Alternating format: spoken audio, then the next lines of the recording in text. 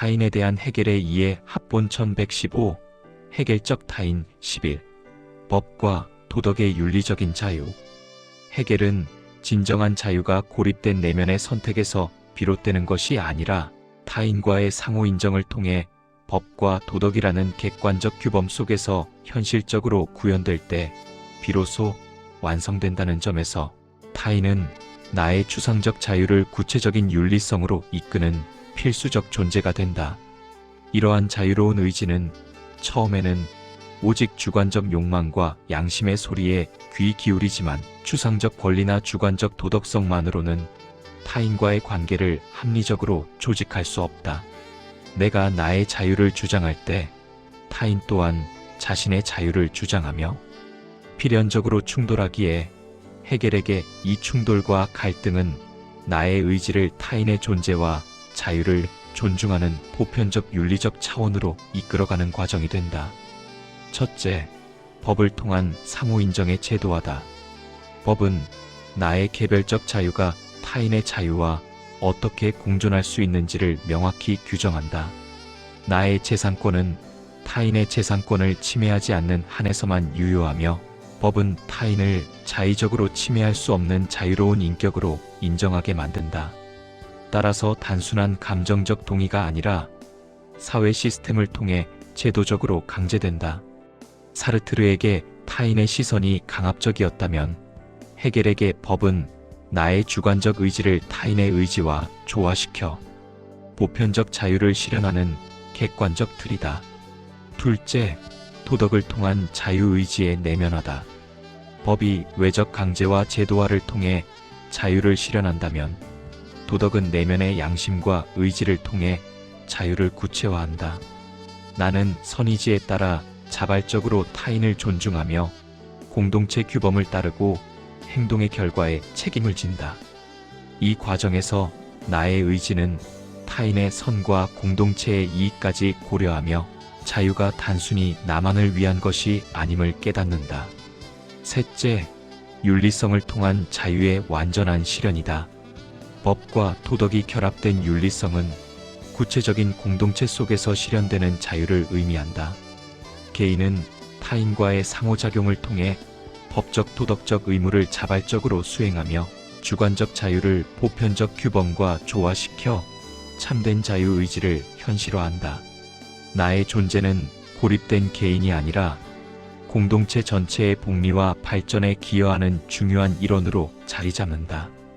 해겔적 타인 12 소통과 합의를 통한 정신의 통일. 사르트르에게 타인과의 관계는 불통과 오해로 인한 객체화의 고통을 낳았지만 해겔은 타인과의 소통과 합의가 개별 정신들을 상호 이해와 내적 통일로 이끌고 이를 극복하며 이성적 공동체를 형성하는 가장 강력한 기반이라고 보았다. 나의 생각과 인식이 객관적 타당성을 가지려면 타인과의 상호작용인 소통 과정을 거침으로 내 의견을 펼치면 타인 또한 그의 주장을 내놓으며 갈등이 발생한다. 사르트르는 이 갈등 속에서 지옥을 보았지만 해겔에게 이 갈등은 정신이 더 높은 차원의 합의로 나아가기 위한 변증법적 부정의 힘이다. 소통은 나의 주관적 생각을 타인에게 전달하고 타인의 생각을 내가 수용하는 과정이기에 필연적으로 오해와 갈등이 발생하지만 해겔은 이를 정신이 한계를 자각하고 더욱 명확하고 보편적인 논리를 찾아 합의에 도달하는 과정으로 본다. 나의 개별 의식은 타인의 의식과 만나며 조화되고 서로의 논리적 타당성을 검토하는 가운데 점차 개인적 차원을 넘어 보편적 타당성을 지닌 이성적 합의는 강요가 아닌 각자의 자유로운 이성이 도출한 자발적 동의다. 해겔에게 이성적 공동체는 소통과 합의가 지속되는 사회를 의미한다. 법, 제도, 문화적 규범은 수많은 개인 주장이 변증법적 소통과 합의를 거쳐 형성된 객관화된 이성의 결정체다. 내가 공동체 일원으로 참여하여 타인과 끊임없이 소통하고 합의에 이를 때의 주관적 정신은 공동체의 보편적 정신과 내적 통일을 이룬다. 오해와 갈등의 지옥은 상호 이해와 존중의 천국으로 변하며 나의 자유와 존재는 풍요로워진다. 결론적으로 헤겔에게 사르트르의 외침은 소통 부재에서 비롯된 비극일 뿐이다. 그러나 타인과의 소통과 합의 과정은 개별 정신이 내적 통일을 이루고 부정성을 극복하며 이성적 공동체를 형성하는 핵심 동력이 된다는 것이다. 따라서 타인은 내가 개별 인식을 보편적 이성과 조화시킴으로써 타인과의 오해와 갈등을 넘어 자기 이해과 타인에 대해서 발전되도록 돕는 필수적 동반자적 역할이 된다는 것이다. 헤겔적 타인 13. 노동과 실천을 통한 참된 자유. 헤겔적 관점에서 나의 의식은 단순히 내면에 머물러서는 완성될 수 없다. 외부 세계와의 상호작용을 통해 자신을 객관화하고 실현해야 한다. 이 과정에서 가장 중요한 수단이 노동과 실천이다. 내가 대상을 나의 의지대로 형성할 때 내 생각과 계획은 구체적 현실로 구현되는 결과물은 내면을 넘어 객관적 현실의 일부가 된다. 타인의 존재는 결정적 역할을 한다. 내가 노동을 통해 만든 것을 타인이 인식하고 평가할 때 그것은 단순한 주관적 표현이 아니라 객관적 현실 속 존재가 된다. 사르트르에게 타인의 시선은 굴레였지만 헤겔에게 그 시선은 나의 주체적 노동을 객관적 현실에 각인시키는 매개이다. 더 나아가 타인은 나의 실천을 통해 자유를 현실화하는 과정의 증인이자 동반자다. 나의 정의로운 행동이 타인의 지지와 영향을 얻어 사회적 변화를 만들 때 나의 의지는 개인적 차원을 넘어 공동체의 보편적 의지 속으로 확장된다. 타인은 나의 의지가 외부 세계에 투사되고 그것이 현실이 되는 과정을 함께 만드는 존재이다. 이 과정은 나의 자의식이 자신으로부터 소외된 것을 다시 자신의 인식 속으로 복귀시키는 계기다. 결과물을 타인의 눈으로 확인하며 나의 의도가 현실에서 어떻게 구현되었는지 이해한다. 이렇게 외부 세계에 각인된 흔적을 통해 나의 존재와 능력을 확고히 깨닫고 주체성이 객관화되는 가운데 진정한 자유를 얻는다. 나의 자유는 무한한 선택이 아니라 의지를 현실로 실현하고 타인에게 인식될 때 완성된다. 결론적으로 헤겔에게 사르트르의 외침은 노동과 실천 속 주체성의 초기 고통일 뿐이다.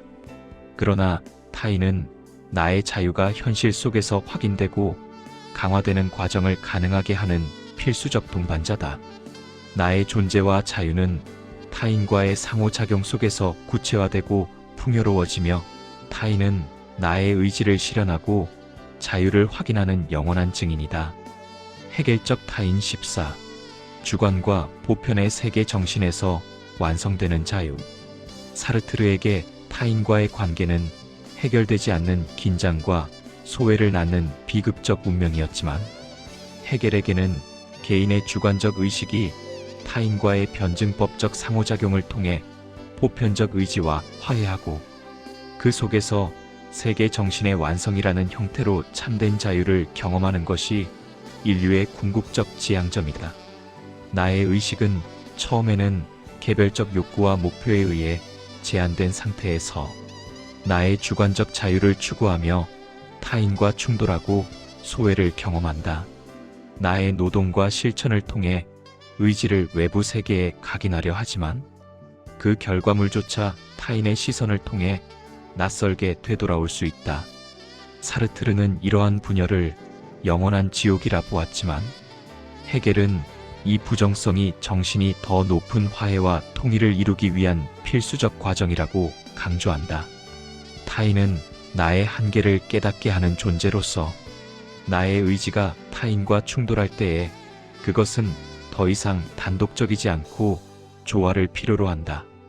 이 조화는 단순한 타협이 아니라 나의 주관적 의지가 소통과 합의를 통해 보편적 합리성을 내면화하고 타인의 자유까지 포괄하는 보편적 의지로 지향되는 과정이다.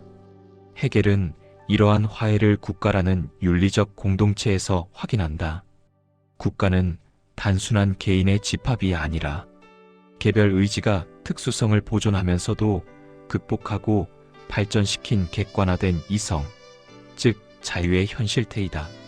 나는 국가 구성원으로서 개별 자유를 추구하면서도 법과 제도를 자발적으로 따르고 그 정신에 기여한다. 나의 의지는 타인과 함께 공동체를 구성하고 유지하는 보편적 의지 안에서 온전히 자기 실현을 이룬다. 헤겔에게 타인은 나의 주관적 의식이 보편적 의지와 화해하고 세계 정신 안에서 참된 자유를 경험하도록 돕는 필수적 존재다. 사르트르의 지옥은 정신이 자기 소외를 극복하고 주관과 객관을 통합해 절대지에 도달하는 과정 속 필수적 단계였다. 타인과의 완전한 화해 속에서 나는 비로소 자유를 누리며 세계 정신의 서사에 동참한다. 헤겔적 타인 15. 타인의 지옥을 넘어서는 자기 실현을 이루다. 헤겔적 관점에서 사르트르의 타인은 지옥이다라는 고독한 외침은 타인과의 관계에서 발생하는 한 시점의 경험이자 자의식의 미성숙 단계에서 겪는 피할 수 없는 고통을 반영한다. 사르트르가 타인을 나의 주체성을 침해하는 객체화의 존재로 보았다면 헤겔에게 타인은 나의 자의식을 확립하고 자유를 구체적으로 실현하며 궁극적으로 자기 실현에 도달하도록 이끄는 필수적 거울이자 동력이다. 타인은 나를 지옥에 가두는 간수가 아니라 나를 나 자신으로 완성시키는 영원한 동반자다.